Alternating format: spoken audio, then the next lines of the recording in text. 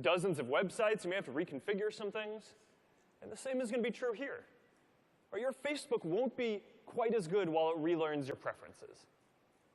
But after going through our systems, this is the kind of control that we think that people should have. So we're building this, and we're going to have a lot more like this to talk about soon.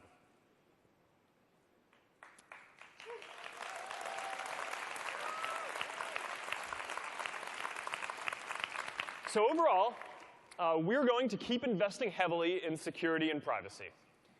But security isn't a problem that you ever fully solve. Right? This is an arms race. And we're going to be working to stay ahead of our adversaries forever. So while we're doing this, we also have a responsibility to keep building services that bring people together in new ways. Now, if you've been to F8 before, you've seen this. This is our 10-year product roadmap, and it sets out all of the different areas that we're working on and when we expect these ecosystems to be fully developed. And across all our products, our goal is to give everyone in the world the power to share anything they want with anyone, anywhere. To build stronger relationships, to break down geographic barriers, and to meet new people and interact in new ways.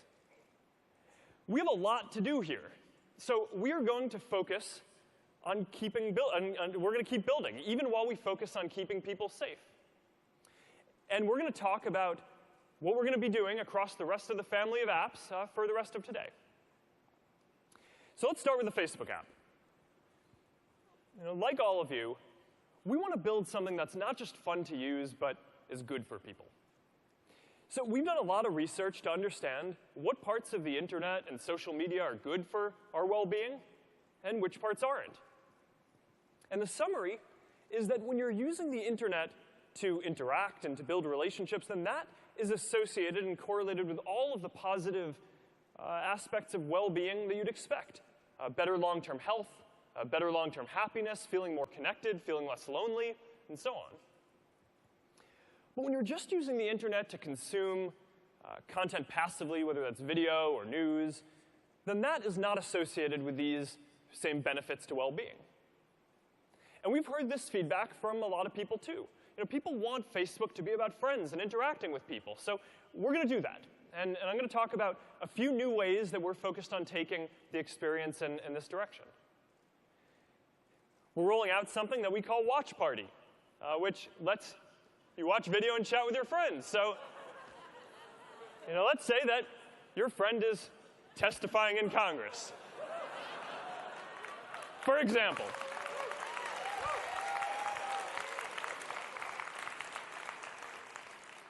Now you're going to be able to bring your friends together, and you can laugh together, and you can cry together.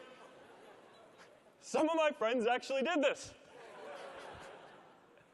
Let's not do that again anytime soon. People often tell us that groups are the most meaningful part of Facebook. You can feel like you belong in a community. You can meet new people who share your values. For some people, this might be a support group for new parents. For others, it might be about a disease you have. For others, it might be about finding people to come together and volunteer with. People want to be a part of meaningful communities. So today, we're launching a new Groups tab to make groups more central to the overall Facebook experience. So for me, I'm going to have all my groups in one place, my family group, my running group, my game group, my sheepdog appreciation groups, all in one place. Now, to help more people grow their communities, we're building a join group button and plugin that admins and developers can add to their websites and their emails. This is important because a lot of what we need to do to help more meaningful groups form is just give more tools to creators. Every great community has engaged leaders. So a lot of what we need to do is just give more people the tools to be community leaders. All right, now, talking about meaningful relationships, did you know that 1 in 3 marriages in the United States start online? And I can't tell you how many times I'll be walking down the street in some city and a couple will come up to me and They'll say that they met on Facebook, and sometimes they have their kids with them, and they'll just point to them, and they'll say thank you. And I have to say, I mean, these are some of the moments that I'm really proud of what we're doing, right? I know that we're making a positive difference in people's lives. But, the reality is, today, we haven't even built any features to help people find partners. There are 200 million people on Facebook who list themselves as single, so clearly there's something to do here.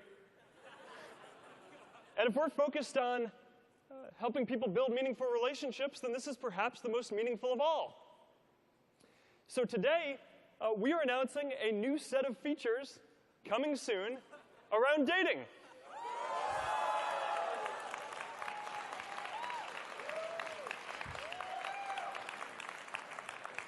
Now, this is going to be for building real long-term relationships, all right, not just hookups. It's going to be in the Facebook app, but it's totally optional. It's opt-in. If you want, you can make a dating profile. And I know a lot of you are going to have questions about this, so I want to be clear that we have designed this with privacy and safety in mind from the beginning. Your friends aren't going to see your profile. You're only going to be suggested people who are not your friends, who have opted into dating, who fit your preferences, although I can't promise that you're going to get email. It's a tough world.